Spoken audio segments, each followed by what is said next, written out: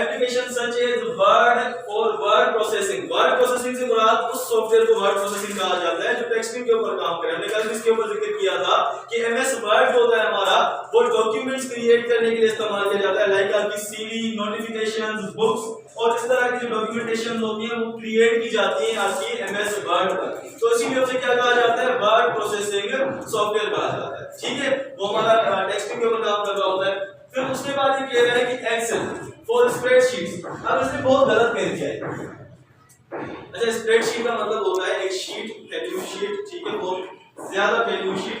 अब वो बहुत ज्यादा वैल्यू शीट से इसीलिए कहते हैं क्योंकि वो आपकी डिपेंड करती है 10,48,576 रोज के ऊपर और 10,000 कितने होते हैं, 10,000 16,000 है ना, 16,586 रोज वगैरह कॉलम्स वगैरह होते हैं। इसमें मतलब करोड़ों का हिसाब है, उसमें करोड़ों के हिसाब से हमारे पास सेल्स मौजूद है। अब मुझे कंप्लीट याद तो नहीं है, मतलब इतना होता है कि रोज तो उसमें 10,48,576 होती है और जो आपके सेल होते हैं वो कोई कॉलम होते हैं 16,000 अप्रोक्सीमेट नहीं। ठीक है, इन सब में अगर इनका आप एक डायग्राम बनाओगे, इनको हमारे स्कूल में बिछा दो तो हमारे स्कूल में बहुत बड़ी हो जाएगी, इतनी बड़ी शीट होती है। ठीक है, तो इसीलिए उसे एक स्प्रेडशीट कहा जाता है कि इसके ऊपर काम शीट के ऊपर होता है।